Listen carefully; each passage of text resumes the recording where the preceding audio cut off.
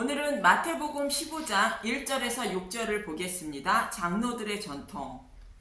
오병이어의 기적과 무리를 거르시는 예수님, 그리고 예수님의 옷자락에 손을 대어 병을 고침을 받는 것은 복음의 말씀을 들음으로 믿음에 이르게 되고 구원을 받는다는 말씀으로 영접하지 않는 자들에게 예수님이 선포하시는 복음의 말씀을 듣고 예수님을 영접해야 구원을 받는다고 말씀하고 있는 것입니다. 그래서 지난 시간에는 구약의 제사장이 입는 에봇 받침 겉옷에 가장자리에 있는 성류와 금방울이 복음의 말씀을 선포하고 계시는 예수님의 모습이라 말씀드렸고, 엘리야가 승천할 때에 그의 몸에서 떨어진 옷도 복음의 말씀을 상징한다고 말씀드렸습니다.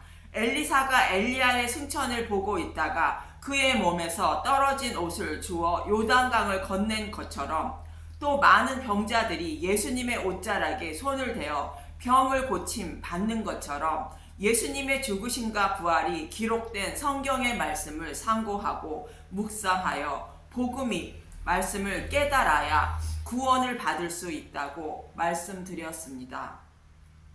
그런데 오늘은 반대로 예수님의 옷자락에 손을 대지 않고 스스로 자신의 옷을 아름답게 꾸며 신랑을 유혹하여 하나님 나라에 들어가려는 사람들이 있다고 말합니다.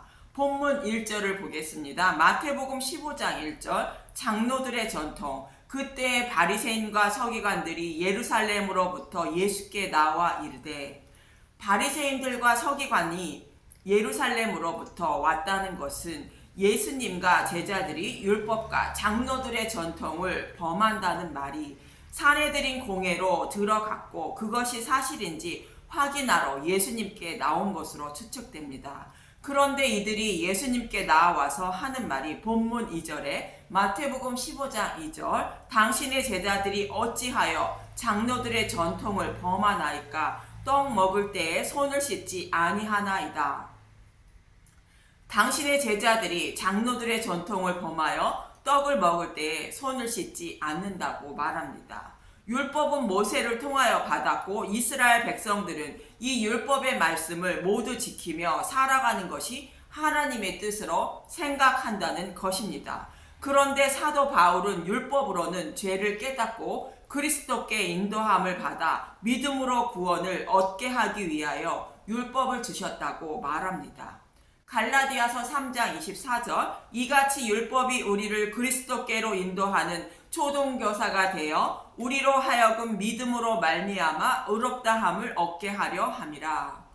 이러한 뜻으로 율법을 주신 것인데, 이러한 하나님의 뜻을 모르고 이스라엘 백성들은 율법을 온전히 지켜 하나님 말씀에 순종하며 살려고 했던 것이며, 또 어떻게 하면 하나님께 더 가까이 나아갈까 하여 율법 외에 또 다른 규정을 만들어 지켰던 것입니다. 이 규정이 장로들의 전통으로 그 규정 중에 하나가 무엇을 먹기 전에는 손을 씻는 행위인 것 같습니다. 율법에는 부정한 자의 침상이나 앉은 자리를 만지면 부정하게 되어 물로 씻어야 한다는 규정이 있고, 또 어떠한 주검에 접촉되어도 부정함으로 옷을 빨고 물로 몸을 씻어야 한다는 규정이 있습니다.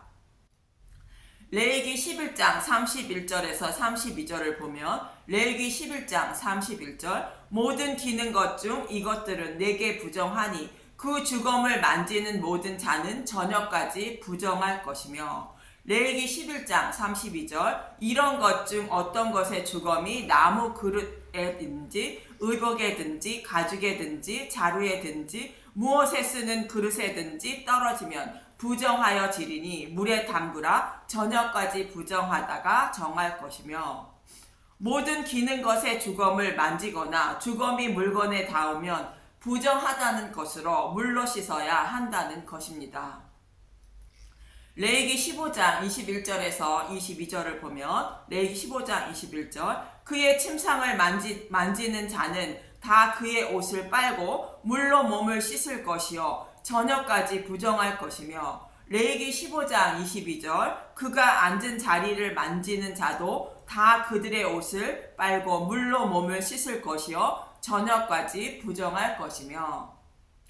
유출병 환자의 침상이나 유출병 환자가 앉은 자리를 만지는 자도 부정하다는 것으로 물로 씻어야 한다는 것입니다. 이러한 말씀 때문에 조금의 부정함도 내 몸에 닿으면 하나님 앞에 부정하다고 생각하고 조금의 부정함도 허락지 않으려고 또 다른 규정으로 음식을 먹을 때에 손을 씻는 규정을 정하고 지키며 살았던 것입니다. 내 몸이 부정하지 않고 깨끗해야 하나님이 기뻐하시는 줄만 알고 있었던 것입니다. 이러한 것들은 하나님 앞에 자신을 아름답게 꾸미려는 행위에 불과하다는 것입니다. 그래서 예수님은 본문 11절에 이렇게 말씀하시는 것입니다. 마태복음 15장 11절 입으로 들어가는 것이 사람을 더럽게 하는 것이 아니라 입에서 나오는 그것이 사람을 더럽게 하는 것이니라. 유출병 환자의 부정과 주검의 부정이 내 몸에 전가된다고 해도 또 다른 어떤 더러움이 내 몸에 전가된다고 해도 그것이 하나님 앞에 부정한 것이 아니라는 것입니다. 위에서 말씀하고 있는 주검과 유출병자는 진리의 말씀을 알지 못하는 자들을 말하는 것이며 이들과 접촉하면 부정하다는 것은 이들이 전하는 것은 다른 복음으로 다른 복음을 받아들이면 하나님 앞에 부정하다는 뜻입니다.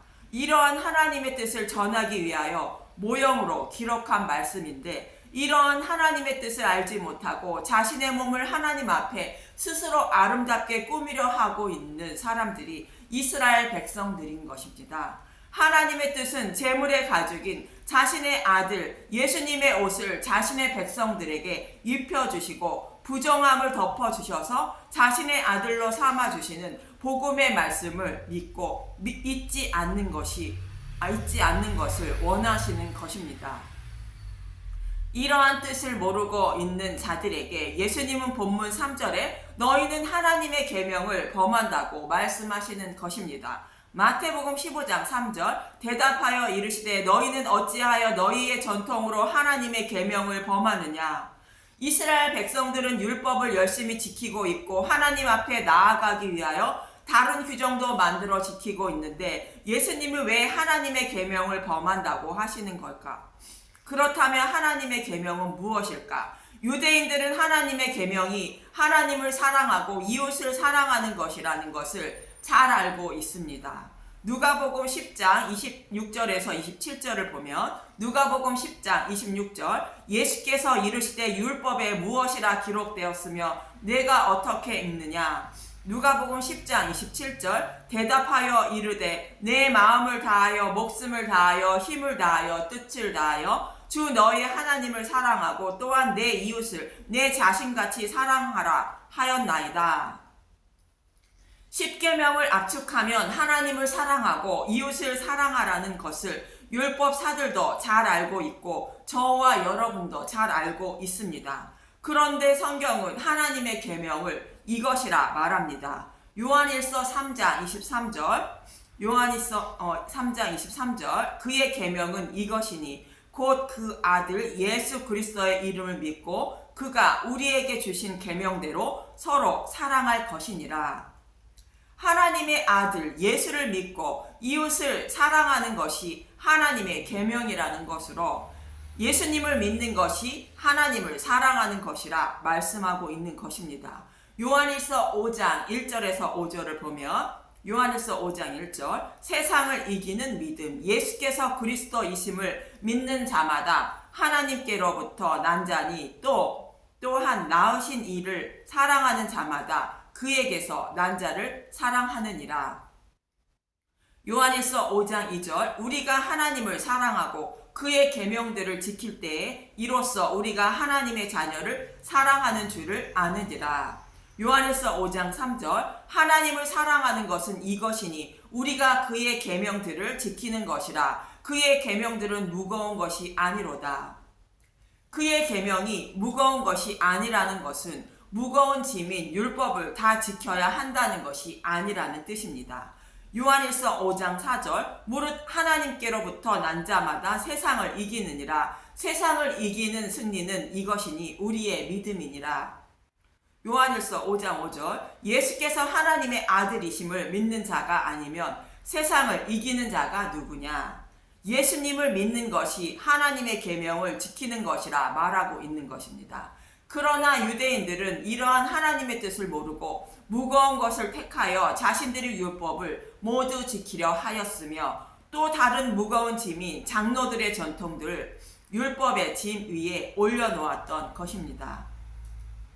물론 율법을 온전히 지키는 것이 하나님의 뜻인데 율법을 온전히 지킬 사람은 아무도 없기 때문에 예수님을 보내주셔서 율법을 온전히 지키게 하시고 대속제물로 내어주셔서 예수님을 믿는 사람을 율법을 온전히 지킨 자로 여겨주신다는 것입니다. 그래서 예수님을 믿는 사람만 하나님의 계명을 지킨 자가 되는 것입니다.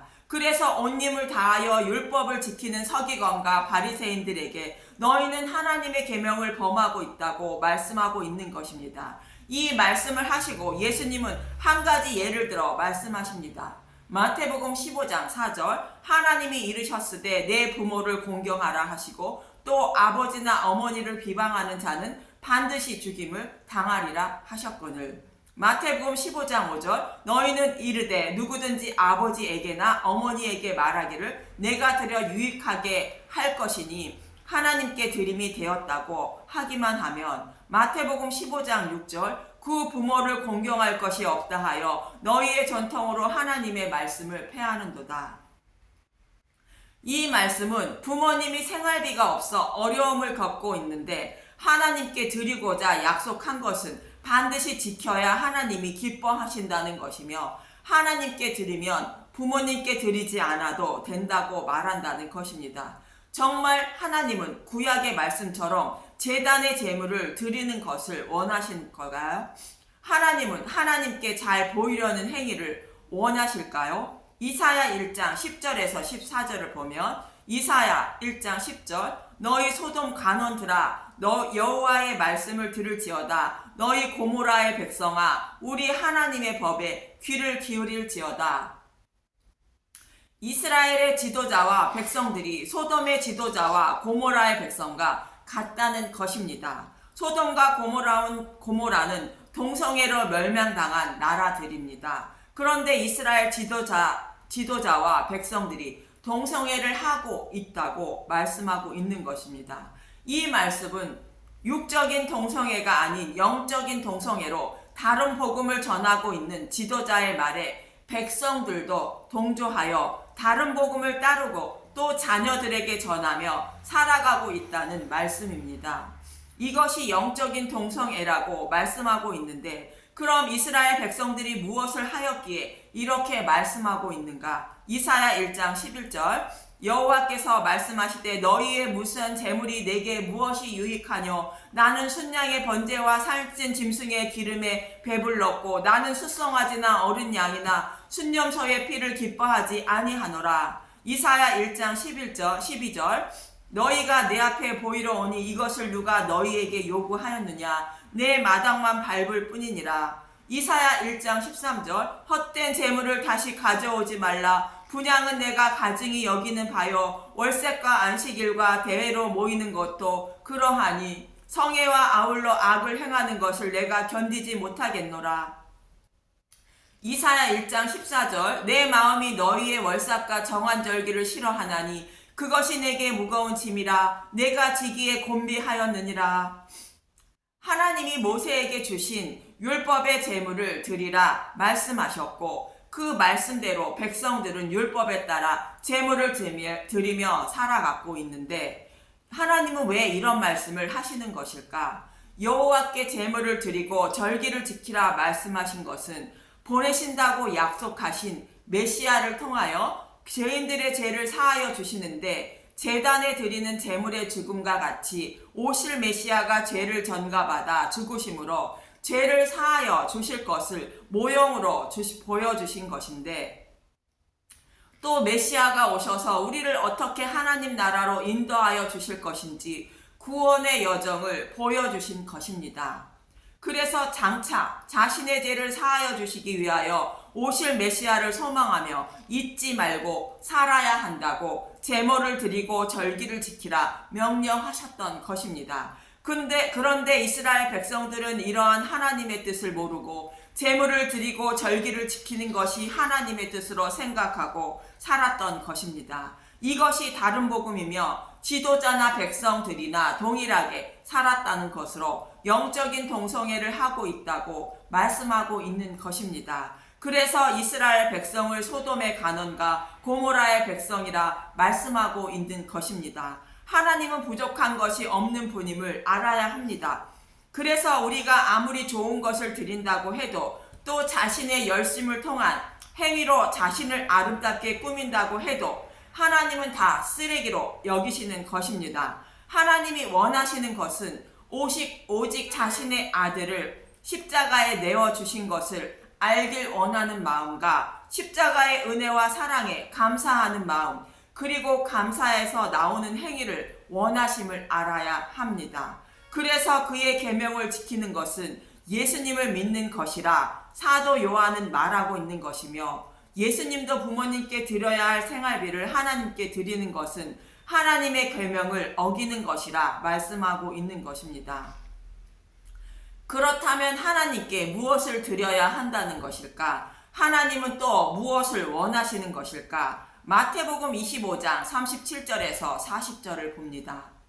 마태복음 25장 37절, 이에 의인들이 대답하여 이르되 주여, 우리가 어느 때에 주께서 줄이는 것을 보고 음식을 대접하였으며 목마르신 것을 보고 마시게 하였나이까? 마태복음 25장 38절, 어느 때에 나그네 되신 것을 보고 영접하였으며 헐벗은 것을 보고 옷 입혔나이까? 마태복음 25장 39절, 어느 때에 병든 것이나 옥에 갇히신 것을 보고 가서 배웠나이까 하리니. 마태복음 25장 40절, 임금이 대답하여 이르시되 내가 진실로 너희에게 이르노니 너희가 여기 내 형제 중에 지극히 작은 자 하나에게 한 것이 곧 내게 한 것이니라 하시고, 의인들은 주님께 드린 것이 아무것도 없다고 말하는데 주님은 내 형제 중에 지극히 작은 자 하나에게 한 것이 주님께 한 것이라 말씀하시는 것입니다. 하나님을 사랑하는 자인 예수님을 믿는 사람이 이웃을 사랑하는 것을 말씀하고 있는 것입니다. 내 형제는 하나님 백성을 말하는 것이며, 지극히 작은 자는 아직 복음을 모르는 사람들을 말하는 것으로, 저와 여러분은 누가 하나님 백성인지 모릅니다. 그래서 나 자신 외에 다른 모든 사람들이 지극히 작은 자인 것입니다. 이 지극히 작은 자에게 하나님이 나를 사랑하셔서 죄에서 구원하신 것을 전하라는 것으로 삶을 통하여 복음을 전하라는 것입니다. 본문에서 부모님이 생활비가 없어 생활이 어려우면 하나님께 드리기로 약속했을지라도 부모님께 드리는 것이 하나님께 드리는 것이라 말씀하고 있는 것입니다. 우리의 삶으로 생각해 보면 믿지 않는 사람들보다 더 악한 생각을 하지 말고, 내 욕심만 부리지 말고, 그들보다 위에 있으려 하지 말고, 양보하여 예수님이 목숨을 내어 주시면서까지 나를 사랑하신 그 예수님의 마음으로 내 이웃에게 대해 주라는 것입니다. 이러한 삶으로 복음을 전하는 것이 주님께 드리는 것이라 말씀하고 있는 것으로, 하나님이 원하시는 것은 이렇게 삶으로 이웃을 사랑하는 것이라는 것입니다. 어떠한 행동이 한 영혼이라도 살리는 행동인지 깊이 생각하고 행동하며 살아야 한다는 말씀입니다. 이렇게 우리의 삶을 통하여 복음을 전하는 것이 이웃을 사랑하는 것이며 하나님을 사랑하는 것입니다. 그래서 이웃 사랑과 하나님의 사랑은 하나라고 성경은 말씀하고 있는 것입니다. 그런데 반대로 염소인 서기관과 바리새인들은 율법에 기록된 말씀대로 제물과 절기와 월삭과 11조와 장로들의 전통까지 다 지켜서 자신의 아름다움을 하나님께 드렸는데, 마태복음 25장 44절에서 45절에 예수님은 이렇게 말씀하십니다. 마태복음 25장 44절 그들도 대답하여 이르되 주여 우리가 어느 때에 주께서 줄이신 것이나 목마르신 것이나 나그네 되신 것이나 헐벗은 것이나 병든 것이나 옥에 갇히신 것을 보고 공량하지 아니하더이까. 마태복음 25장 45절 이에 임금이 대답하여 이르시되 내가 진실로 너희에게 이르노니 이 지극히 작은 자 하나에게 하지 아니한 것이 곧 내게 하지 아니한 것이니라 하시니리. 예물과 제물을 율법에 기록된 말씀대로 모두 드린 것이 하나님께 들은 것이 아니라 지극히 작은 자에게 아니한 것이 주님께 하지 아니한 것이라 말씀하시는 것입니다. 이렇게 하나님은 자신의 행위로 자신을 아름답게 치장하여 하나님께 잘 보이려는 것을 원하는 것이 아니라 자신의 아들을 십자가에 내어주신 예수님을 믿고 그 은혜와 사랑을 복음을 나의 삶을 통하여 이웃에게 전하는 삶을 원하신다는 것입니다. 이것이 하나님을 사랑하고 이웃을 사랑하는 것임을 잊지 마시길 바라며 바리새인들과 서기관들처럼 다른 복음을 믿고 전하며 살아가는 사람들은 영적인 동성애를 하고 있는 자들임을 잊지 마시고 혹 나도 하나님이 가장 싫어하시는 영적인 동성애를 범하고 있는 것은 아닌지 생각해 보시기 바랍니다. 그리고 소돔과 고모라 땅에 살고 있던 조카 롯을 아브라함을 생각하사 구원하신 것처럼 예수님을 생각하사 저와 여러분이 구원받은 것임을 잊지 않고 살아가는 저와 여러분이 되시길 간절히 소망하며 기도합니다. 감사합니다.